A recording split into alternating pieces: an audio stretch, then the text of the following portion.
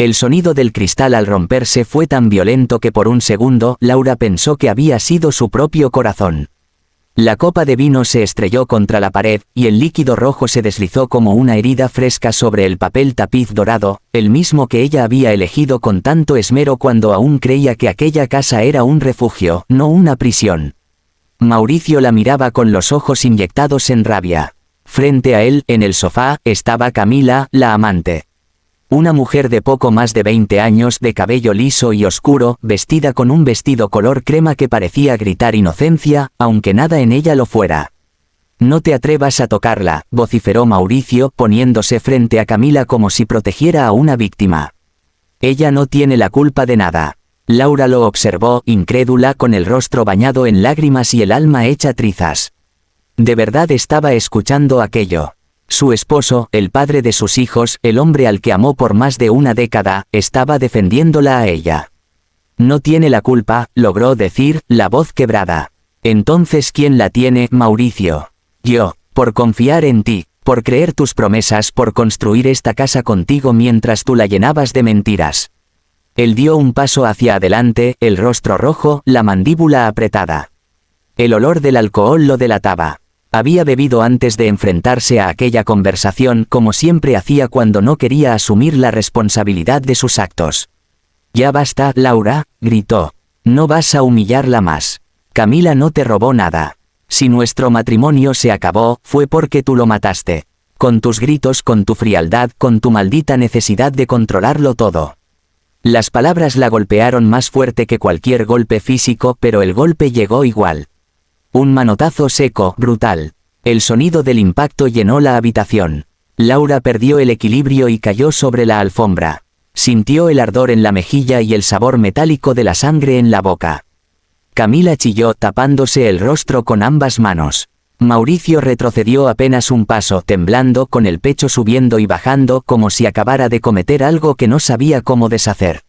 Laura levantó lentamente la cabeza. Sus ojos, enrojecidos, se clavaron en los de él. No había miedo, no esta vez. Había decepción, un vacío frío que lo hizo apartar la mirada. «Te vas a arrepentir», murmuró con voz casi inaudible. Mauricio señaló con el dedo como si aún tuviera derecho a culparla. «No me amenaces, ya destruí bastante por tu culpa».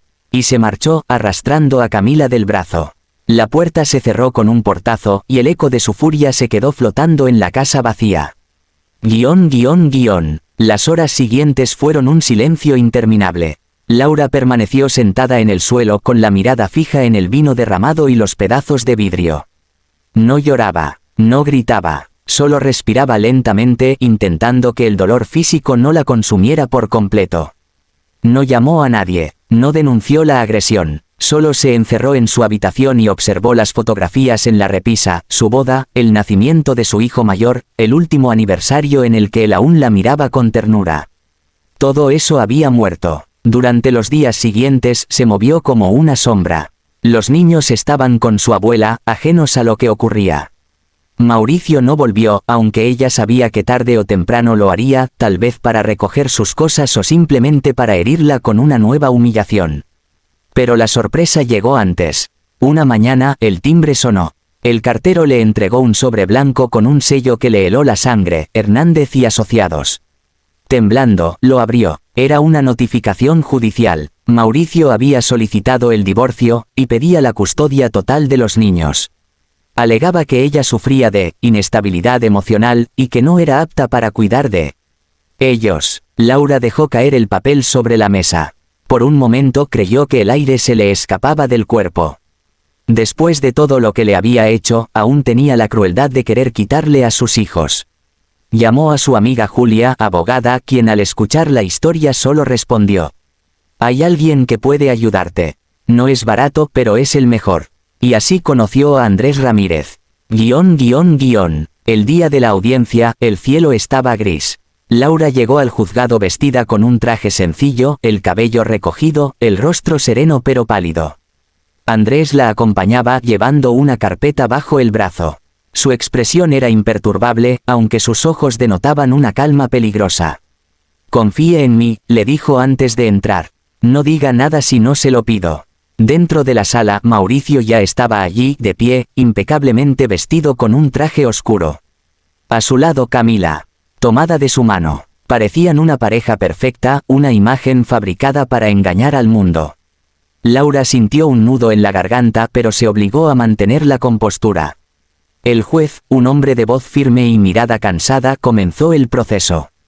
Señor Pérez, dijo, usted ha solicitado el divorcio alegando que su esposa presenta conductas inestables. Tiene la palabra. Mauricio carraspeó, fingiendo serenidad.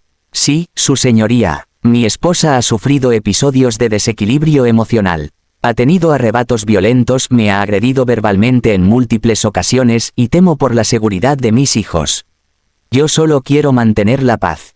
Camila bajó la mirada con un gesto ensayado como si estuviera confirmando la historia. Laura cerró los ojos. Escuchar tantas mentiras le provocaba náuseas. El juez asintió y se volvió hacia el abogado de la defensa. Señor Ramírez, puede proceder. Andrés se levantó despacio. El murmullo de los presentes se desvaneció. Había algo en su forma de moverse, en el control de cada gesto, que imponía respeto. Su señoría, antes de entrar en los argumentos de la defensa, necesito hacer algunas preguntas al demandante. Adelante, respondió el juez. Andrés miró directamente a Mauricio. ¿Admite usted haber mantenido una relación extramarital con la señorita Camila Ortega mientras seguía casado con la señora Laura Gómez? Mauricio se removió en el asiento, incómodo. Eso no tiene relevancia en este caso. Responda la pregunta, repitió Andrés con calma. El juez lo secundó. Debe responder, señor Pérez. Mauricio respiró hondo. Sí, la tuve, pero nuestro matrimonio ya estaba terminado. Andrés asintió. Y admite haber agredido físicamente a su esposa el día 3 de septiembre de este año. Mauricio se puso de pie, furioso. Eso es una mentira. Andrés levantó un documento. Tenemos un parte médico, fotografías y una denuncia archivada por decisión de la víctima. Ella no quiso proceder porque aún tenía miedo. Un murmullo recorrió la sala. Laura lo miró, perpleja. Ella jamás había entregado esos papeles a nadie. ¿Cómo los tenía? Mauricio perdió el control. Esto es un montaje, gritó. Pero Andrés no se inmutó. Además, continuó, el señor Pérez no solo es infiel y violento, sino que también ha cometido fraude financiero durante su matrimonio. El juez lo observó con atención. Explíquese. Andrés desplegó una serie de documentos sellados. Durante los últimos 3 años, el señor Pérez transfirió más de $2 millones desde cuentas compartidas con su esposa hacia una cuenta en Suiza, registrada a nombre de Camila Ortega. Tenemos pruebas bancarias y la autorización judicial para presentarlas. Camila se puso de pie de golpe. ¿Qué? Exclamó. No, eso no es cierto. Yo no. Andrés la interrumpió con voz firme. La cuenta fue abierta con documentos falsos, señorita Ortega. Usted fue utilizada para ocultar dinero obtenido de manera ilícita. El rostro de Mauricio se descompuso. Tú no sabes con quién te estás metiendo, le espetó a Andrés, con una voz baja, cargada de amenaza. Por primera vez Andrés sonrió, pero sin alegría. Oh, créame, señor Pérez, lo sé mejor que nadie. El silencio que siguió fue sepulcral. Laura lo observó, confundida. El juez frunció el ceño, esperando una aclaración. Fue entonces cuando Andrés habló, y sus palabras cambiaron todo. Mi primera palabra ante este tribunal es la verdad, dijo, usted no solo engañó a su esposa y robó su dinero, también destruyó la vida de mi madre hace 20 años con sus negocios sucios. Un murmullo de sorpresa llenó la sala. Yo soy el hijo de aquella mujer, continuó, sin apartar la mirada, la que usted dejó sin nada. Y aunque pasaron los años, el destino me puso hoy aquí, frente a usted, para asegurarme de que esta vez la justicia se cumpla. Laura lo miró, sin comprender aún la magnitud de lo que escuchaba. El juez golpeó la mesa, exigiendo silencio. Mauricio palideció. Por primera vez en su vida no tuvo palabras. Camila lo miraba aterrada. Laura, con el corazón acelerado, comprendió que aquel hombre no solo la estaba defendiendo, estaba desenterrando un pasado que Mauricio había jurado mantener enterrado para siempre. Y justo antes de que el juez suspendiera la sesión, Andrés añadió en voz baja. Hoy no solo se juzga un divorcio, señor Pérez. Hoy se juzga todo lo que usted ha sido. La sala quedó muda. El peso de la verdad caía como un martillo. Y Laura supo que nada volvería a ser igual. El silencio en la sala era casi insoportable. El juez había ordenado un receso de 15 minutos pero nadie se movía. La revelación del abogado había dejado a todos paralizados. Laura permanecía sentada con las manos entrelazadas sin saber si llorar o mirar a Andrés para exigirle una explicación. Mauricio, en cambio, había perdido su arrogancia. Su rostro, que siempre había sido el de un hombre seguro, estaba ahora tenso, desfigurado por la sorpresa y el miedo. Camila temblaba. Intentaba acercarse a él, pero Mauricio la apartó con un movimiento brusco. «Cállate», le dijo en voz baja. «No abras la boca». Laura los observó. Había deseado tantas veces verlo caer, pero nunca imaginó que el momento sería tan, justo, tan extraño. Sentía una mezcla de alivio y desconcierto, como si la venganza no fuera suya, sino del destino. Cuando el juez regresó, la sesión se reanudó. «Señor Ramírez», dijo el juez con tono grave, «debe aclarar el alcance de su declaración. Está usted implicado personalmente en este caso más allá de su función profesional». Andrés respiró hondo antes de hablar. Su voz no tembló. «No, su señoría. Mi único vínculo con el señor Pérez es que, años atrás, él arruinó la vida de mi madre, Ana Ramírez, socia minoritaria de una de sus empresas. Cuando ella descubrió que él desviaba fondos, la acusó falsamente de fraude, la despidió y la dejó sin reputación. Murió años después, enferma, sin haber recuperado su nombre. Yo solo tenía 15 años. Desde entonces juré que algún día pondría su verdad sobre la mesa». El juez asintió lentamente. «Entiendo. Sin embargo, debe mantener la objetividad. Su papel aquí es defender a la señora Gómez, no ajustar cuentas personales». Andrés bajó ligeramente la cabeza. «Lo comprendo, su señoría. Pero mi deber también es proteger a mi cliente de un hombre que ha demostrado ser violento, corrupto y peligroso». Mauricio se levantó, golpeando la mesa con el puño. «Mentiras. Todo son mentiras. Siéntese, señor Pérez», ordenó el juez con firmeza. El abogado de Mauricio, un hombre nervioso que apenas había intervenido, trató de calmarlo, pero el empresario no podía controlar su ira. «Este tipo me tendió una trampa», escupió. «Todo esto es una venganza disfrazada». Andrés lo miró con serenidad. «Una trampa. También fueron una trampa los correos electrónicos donde daba instrucciones a sus contadores para ocultar dinero. O los mensajes que enviaba a Camila con los números de cuenta. Todo eso está aquí, señor juez». Abrió una carpeta gruesa y colocó sobre la mesa varias copias impresas. El juez las revisó, frunciendo el ceño. «Los documentos son auténticos», confirmó tras unos segundos. «Procedan a incluirlos en el expediente». Mauricio se desplomó sobre su asiento. Camila, pálida, parecía a punto de desmayarse. Laura observaba todo sin intervenir. No reconocía la voz que salía de su propio cuerpo porque dentro de ella había algo más profundo que el dolor, era liberación. Durante años había callado, aguantado las humillaciones, las infidelidades, las discusiones. Pensó que debía soportarlo, por la familia, por los hijos. Y ahora comprendía que, mientras ella se destruía, él seguía construyendo su mentira. Andrés se acercó y le susurró. «Lo está perdiendo todo. Aguante un poco más». Ella asintió. El juez ordenó a todos sentarse. «Voy a permitir que la señora Gómez hable, si así lo desea», dijo. Laura se puso de pie lentamente. Las piernas le temblaban, pero su voz fue firme. «No soy perfecta, su señoría. Discutí con mi marido muchas veces como cualquier pareja. Pero nunca fui inestable. Fui una mujer traicionada, herida, golpeada, y aún así guardé silencio porque creí que con el tiempo él cambiaría. Pero él solo supo usar mi amor como un arma». Sus palabras llenaron la sala de un silencio reverente. Mauricio no se atrevía a mirarla. «Durante años me hizo sentir que no valía nada», continuó ella. «Me hizo creer que si lo perdía a él, lo perdía todo. Pero hoy sé que lo único que perdí fue el miedo». El juez asintió con respeto. «Gracias, señora Gómez». Ella volvió a sentarse, las lágrimas corriendo silenciosas por su rostro. Andrés tomó la palabra de nuevo. «Su señoría, con las pruebas presentadas pedimos no solo el rechazo de la demanda de custodia, sino la apertura de una investigación penal por fraude, maltrato y evasión fiscal». El juez miró los documentos una vez más. Lo revisaré, dijo con voz solemne. Pero, a primera vista, los cargos parecen fundados. Mauricio explotó. Usted no puede hacerme esto. Yo soy un empresario respetado. El juez lo interrumpió. Era, hasta hoy. Camila se llevó las manos al rostro y comenzó a sollozar.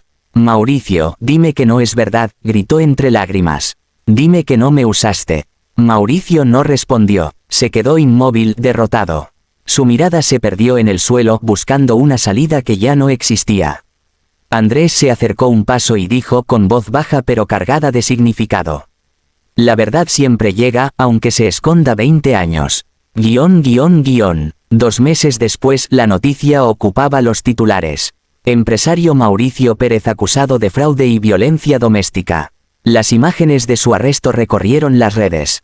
La empresa que tanto había presumido se desmoronó en cuestión de días. Sus socios lo abandonaron. Camila desapareció del mapa, dicen que huyó del país. Laura, por su parte, obtuvo la custodia total de sus hijos y la mitad de los bienes. Pero más que eso, obtuvo algo que no se podía medir con dinero, su dignidad. Sin embargo, no todo era tranquilidad. Cada vez que cerraba los ojos, recordaba aquella noche. El sonido del golpe, la humillación, la traición. Había ganado la batalla, sí, pero el alma aún tenía heridas. Una tarde, mientras salía del juzgado tras firmar los últimos papeles, Andrés la alcanzó en la puerta. ¿Puedo invitarla a un café?, preguntó, con una sonrisa suave. Laura dudó. ¿A un café o a celebrar una victoria? A lo que usted quiera, respondió él. Aceptó, y en esa cafetería sencilla, por primera vez en mucho tiempo, ella rió. Rió de verdad. El proceso contra Mauricio se volvió largo y complicado. Intentó apelar, contrató nuevos abogados, pero las pruebas eran contundentes. Durante el juicio penal, Andrés presentó documentos que demostraban no solo el desvío de fondos, sino también la falsificación de firmas y el intento de ocultar propiedades a nombre de terceros. Cada testimonio lo hundía más. Los antiguos empleados, los contadores, incluso un socio arrepentido, confirmaron la verdad. Mauricio había manipulado, estafado y mentido durante años. Y aunque trató de culpar a Camila, nadie le creyó. Su reputación estaba destruida, su fortuna congelada, su libertad pendiente de una condena. El día que se dictó sentencia, Laura asistió. No porque disfrutara verlo caer, sino porque necesitaba cerrar el círculo. El juez fue breve. El tribunal lo declara culpable de fraude, evasión y violencia doméstica. Se le condena a 12 años de prisión. Mauricio bajó la cabeza. Ni una palabra, ni una mirada. Cuando los guardias lo escoltaron fuera, sus ojos se cruzaron por un instante con los de Laura. No había odio en ella, solo un cansancio inmenso. Y en ese silencio, entendió que la verdadera victoria era seguir de pie. Esa noche, Laura volvió a casa y encontró una carta bajo su puerta. Era de Andrés. No tenía membrete, solo su letra firme. Laura, defendí tu caso como abogado, pero también como alguien que vio en ti la fuerza que mi madre nunca pudo tener. Gracias por recordarme que la justicia no solo se gana con leyes, sino con verdad y valor. Si algún día decides empezar de nuevo, no mires atrás. El pasado ya no tiene poder sobre ti. Ella guardó la carta en una caja junto a los documentos del juicio. Durante un instante pensó en escribirle, pero no lo hizo. No aún. Quería aprender a estar sola, a reconstruirse sin depender de nadie. Pasaron los meses. Los niños crecieron, la casa se llenó de risas otra vez. Laura volvió a trabajar como arquitecta, un sueño que había abandonado por su matrimonio. Y cada vez que veía el reflejo en el espejo, ya no veía a la mujer rota del pasado. Veía a una sobreviviente. Un año después, en una ceremonia discreta organizada por el Colegio de Abogados, Andrés fue reconocido por su labor ética y su valentía en el caso que expuso corrupción empresarial. Entre la multitud, al final del evento, vio una figura familiar. Laura estaba allí, de pie, con una sonrisa tranquila. Él se acercó, sorprendido.